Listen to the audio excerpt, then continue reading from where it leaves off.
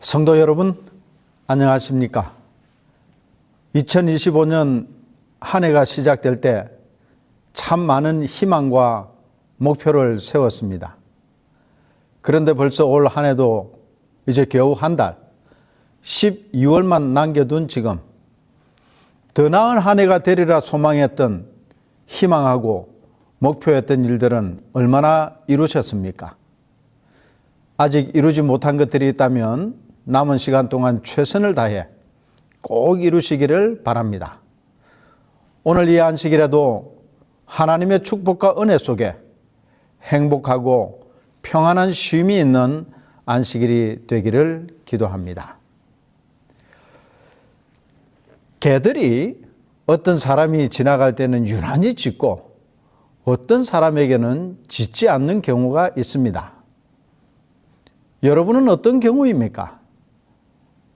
여러분이 지나갈 때 그 개가 짖습니까? 그렇지 않으면 가만히 있습니까? 필리핀에 있을 때 학교 근처에 한인교회가 있어 가끔씩 방문하곤 했습니다. 그런데 교회가 큰 길에서 좀 들어가 있고 인적이 드문 곳이기 때문에 사택에 사시는 목사님이 가족들의 안전을 위해 아주 큰 개 한 마리를 키웠습니다.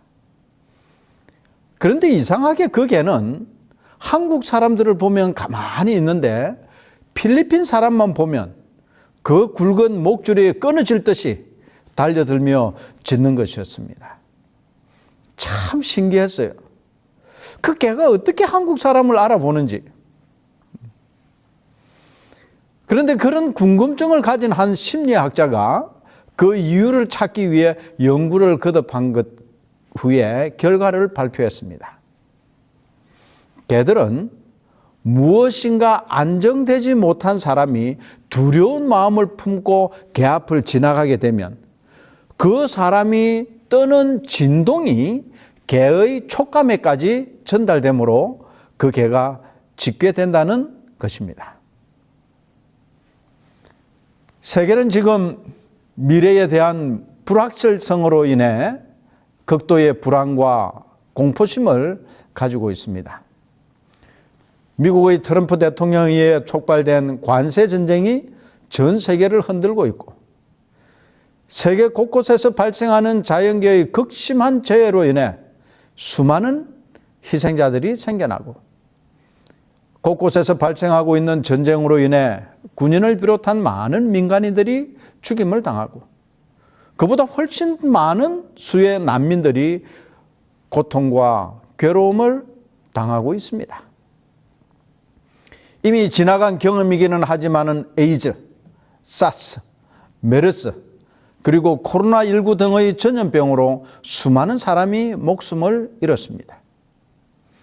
이러한 치명적인 질병들은 또 전염병들은 계속해서 발생할 것이고 어쩌면 훨씬 더 많은 사람이 죽게 될지도 모릅니다.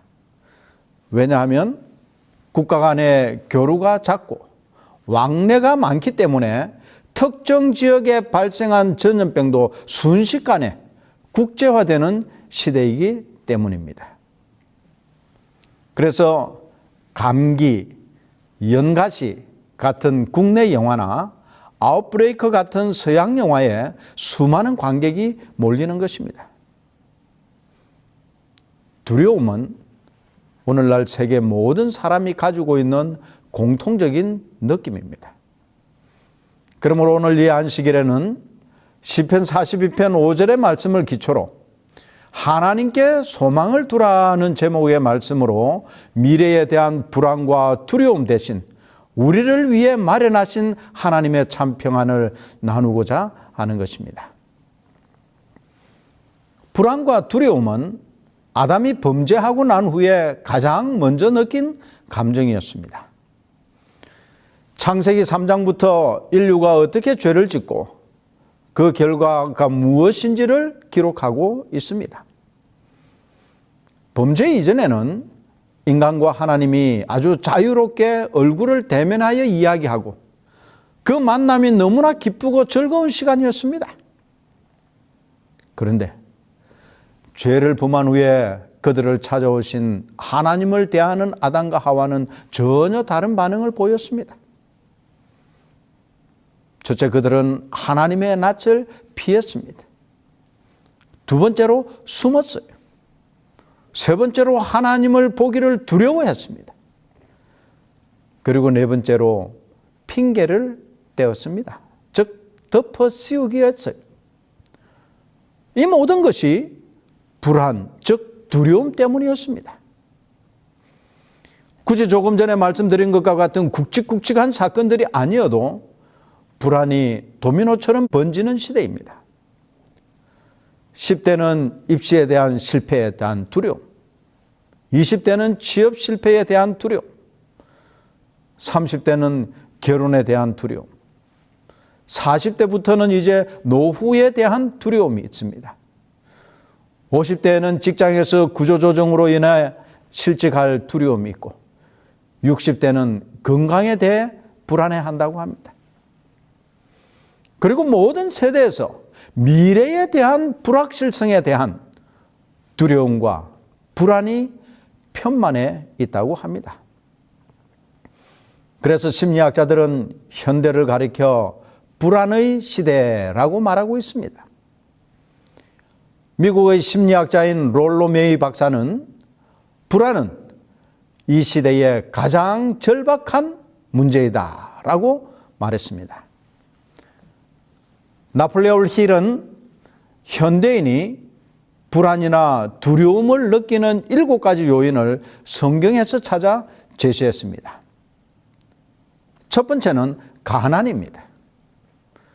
엘리사의 종 게하시는 하도 가난하게 사는 엘리사를 보고 걱정이 되고 또 자신의 미래가 불안해서 나아만 장군을 뒤따라가 옷 2벌과 은 2달란트를 받았습니다.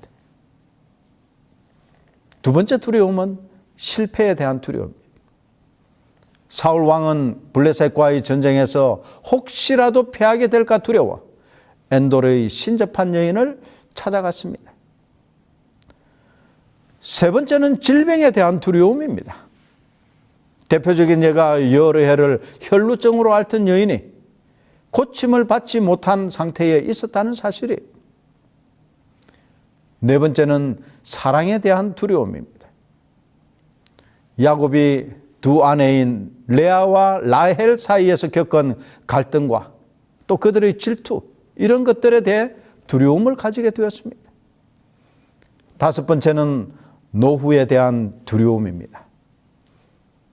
그 예를 불의한 청지기가 주인에게 빚진 자를 불러서 그 빚을 감해주는 기록이 있습니다. 왜냐하면 자기가 일을 그만두게 될 때 그들을 찾아가서 뭔가를 얻음으로 노후를 대비하고자 했습니다. 여섯 번째는 자유에 대한 두려움입니다. 이스라엘 백성이 노예로 살던 애굽을 탈출함으로 비로소 자유를 얻었으나 그들이 계속해서 불안한 상황에 처하게 되자 다시 애굽으로 돌아가고자 했어요. 자유에 대한 또 거기에 대한 그 자유의 결과에 대한 두려움이었습니다. 일곱 번째는 죽음에 대한 두려움입니다. 이것은 보편적인 두려움이죠. 이런 것을 보면 참 살기 힘들다라는 생각을 하게 됩니다. 그리고 이런 불안 요소들로부터 그리스도인이라고 해서 자유로운 것은 결코 아니에요. 우리도 똑같은 이유로 불안해하고 두려워하는 것입니다. 그러면 이 불안과 두려움의 시대에 우리는 어떻게 이 불안과 두려움을 없앨 수 있을까요? 오늘 본문의 성경절은 여러 다양한 이유들로 불안과 두려움에 갇혀있는 현대인들에게 그리고 우리 그리스도인들에게 그 유일한 비법을 알려주고 있습니다. 오늘 본문의 말씀입니다. 내 영혼아, 내가 어찌하여 낭망하며 어찌하여 내 속에서 불안하여 하는고? 너는 하나님을 바라라. 그 얼굴의 도우심을 인하여 내가 오히려 찬송하리로다. 하리로다. 시편 42편 5절의 말씀입니다. 영어나 한글 성경은 시편 42편과 43편을 별도의 시로 구분해 놓았지만 히브리어 성경에서는 하나의 시로 되어 있습니다. 이 두 편의 시는 내용이나 형식에 있어 동일하고 오늘 주제 성경절이 5절과 11절 그리고 43편 5절에 똑같이 반복되어 있습니다.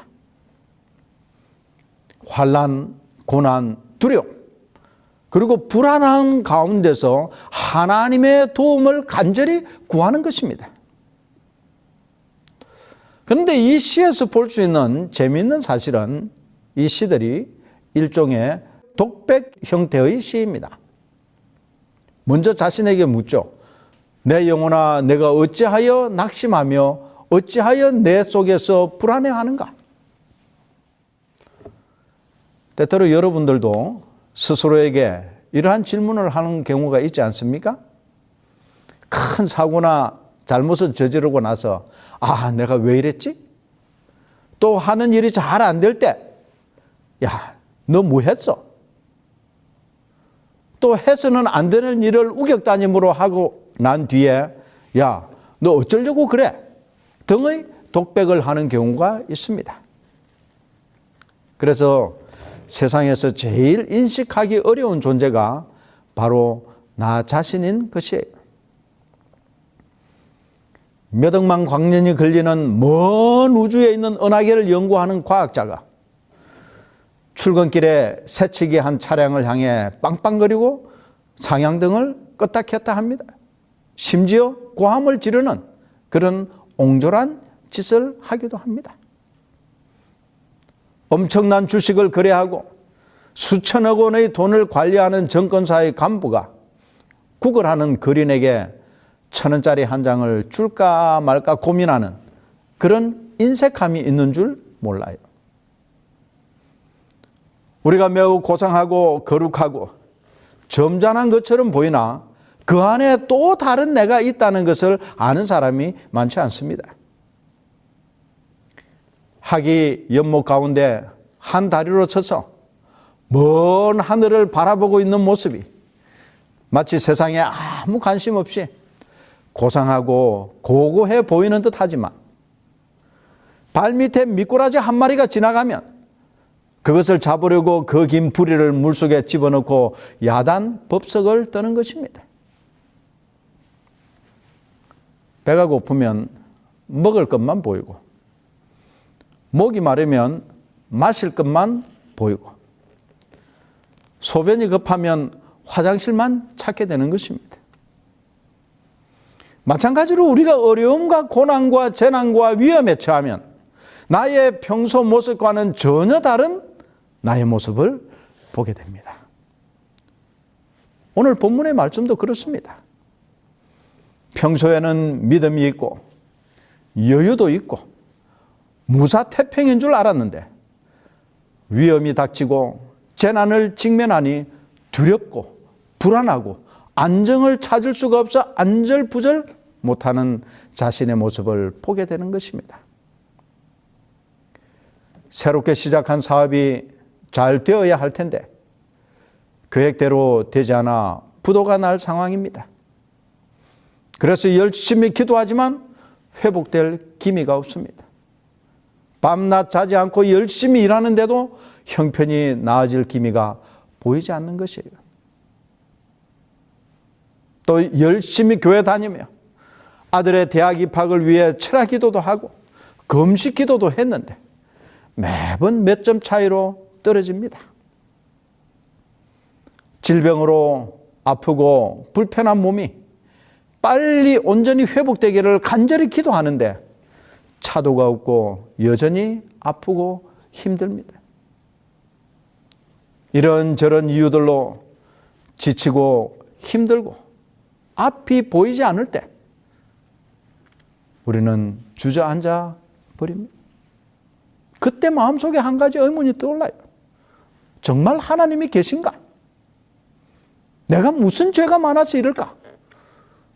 라는 생각으로 신세한탄을 하게 됩니다. 그런데 거기에 더해 나를 아는 사람들이 이렇게 말합니다. 너 그렇게 하나님을 믿는데 왜 너의 기도를 들어주지 않는 거야? 돼지고기도 안 먹고 맛있는 오징어, 해삼도 안 먹으면서 교회 다니는데 왜 하나님이 너를 어려운 가운데 그냥 두는 거야? 안식일이 토요일이라면서 굳이 고집 부리면서 신앙하는데 왜 하나님이 조용히 계시는 걸까? 하나님이 있기는 있는 거야? 라고 하면서 비난하기도 하고 야유를 하기도 합니다. 그럴 때 우리는 스스로에게 묻습니다. 하나님이 정말 계신가? 하나님은 정말 나의 형편을 알고 계실까? 나의 이 고통과 괴로움과 불안과 두려움을 알고 계실까? 이러한 질문에 대한 대답을 시인은 곧 제시합니다. 너는 하나님을 바라라. 그는 내 얼굴을 도우시는 하나님이시다. 개역개정 한글 성경은 이 구절을 너는 하나님께 소망을 두라. 그가 나타나 도우심으로 말미암아 내가 여전히 찬송하리로다라고 번역했습니다. 여러분, 문제의 해결은 우리에게서 나오는 것이 아니라 하나님께로부터 나온다는 것이에요. 어느 중년 부부가 있었습니다. 아내의 시력이 너무 나빠서 눈 수술을 했는데 그만 실명을 하고 말았습니다. 직장일도 문제이고 당장 출퇴근하는 것이 큰 문제였습니다. 그때 남편이 매일같이 아내의 직장까지 데려다 주었습니다. 그런데 어느 날 갑자기 남편이 아내에게 직장이 서로 너무 머니 이제는 혼자서 출근하라고 하는 것이었습니다. 이 말에 아내는 남편에게 너무 섭섭하고 배신감까지 느꼈어요. 그래서 아내는 이를 악물고 지팡이를 의지하여 많이 넘어지기도 하면서 버스를 타고 간신히 혼자 출퇴근을 하기 시작했습니다. 2년이라는 세월이 흐르면서 어느 정도 익숙해지기는 했지만 여전히 혼자 회사로 가는 것은 힘들었습니다. 어느 날 힘겹게 버스에 올랐는데 버스 운전기사가 문득 이런 말을 하는 것입니다. 부인은 참 복도 많으십니다.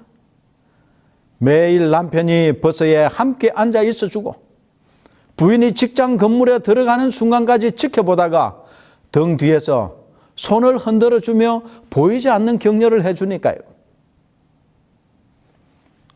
이 말을 들은 아내는 갑자기 울음을 터뜨리고 말았어요.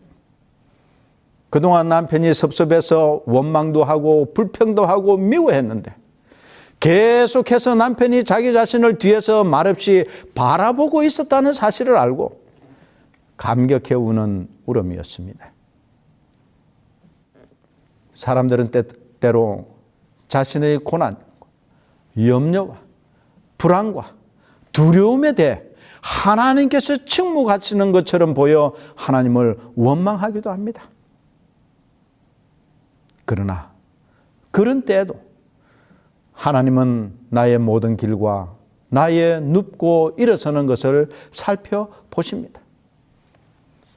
시편 139편 2절에 다윗은 주께서 내가 앉고 일어섬을 아시고 멀리서도 나의 생각을 밝히 아시오며 라고 말하고 있습니다.